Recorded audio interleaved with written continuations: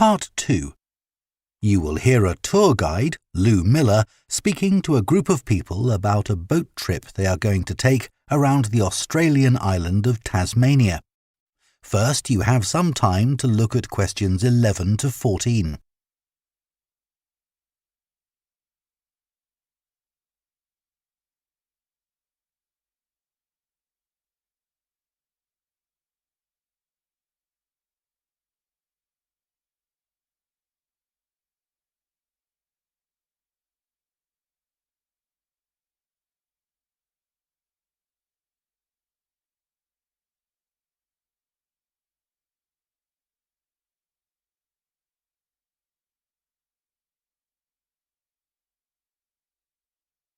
Now listen carefully and answer questions 11 to 14. So, hello everyone. My name's Lou Miller and I'm going to be your tour guide today as we take this fantastic boat trip around the Tasmanian coast. Before we set off, I just want to tell you a few things about our journey. Our boats aren't huge, as you can see. We already have 3 staff members on board. And on top of that, we can transport a further 15 people, that's you, around the coastline. But please note, if there are more than 9 people on either side of the boat, we'll move some of you over. Otherwise, all 18 of us will end up in the sea. We've recently upgraded all our boats. They used to be jet black, but our new ones now have these comfortable dark red seats and a light green exterior in order to stand out from others and help promote our company. This gives our boats a rather unique appearance, don't you think? We offer you a free lunchbox during the trip, and we have 3 types. Lunchbox 1 contains ham and tomato sandwiches. Lunchbox 2 contains a cheddar cheese roll. And Lunchbox 3 is salad-based and also contains eggs and tuna. All 3 lunchboxes also have a packet of crisps and chocolate bar inside. Please let staff know which lunchbox you prefer. I'm sure I don't have to ask you not to throw anything into the sea.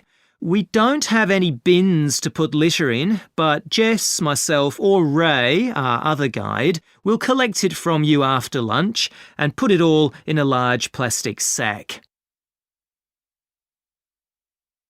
Before you hear the rest of the talk, you have some time to look at questions 15 to 20.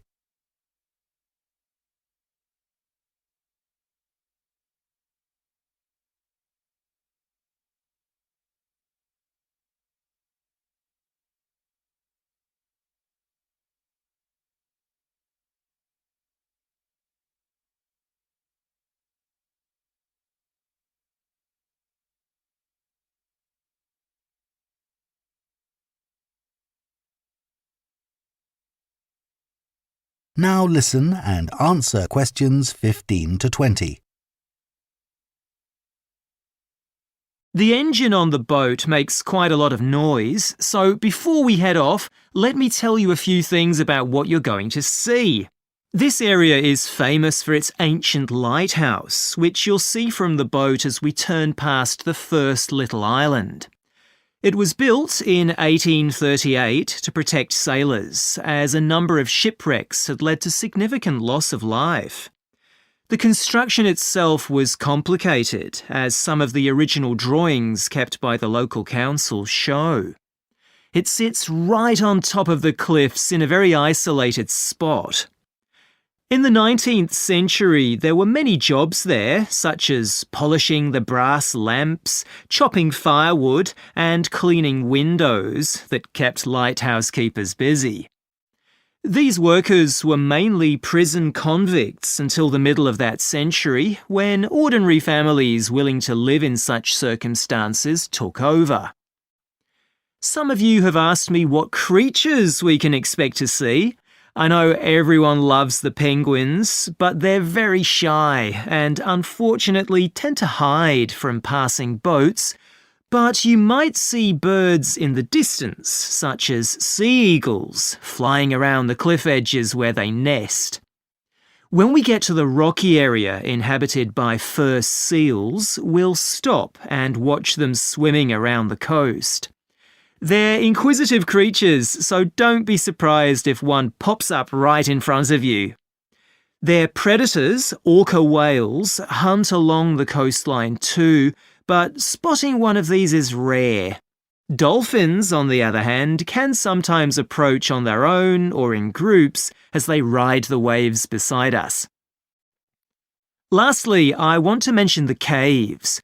Tasmania is famous for its caves, and the ones we'll pass by are so amazing that people are lost for words when they see them. They can only be approached by sea, but if you feel that you want to see more than we're able to show you, then you can take a kayak into the area on another day, and one of our staff will give you more information on that. What we'll do is to go through a narrow channel past some incredible rock formations, and from there we'll be able to see the openings to the caves, and at that point we'll talk to you about what lies beyond. That is the end of Part 2. You now have half a minute to check your answers to Part 2.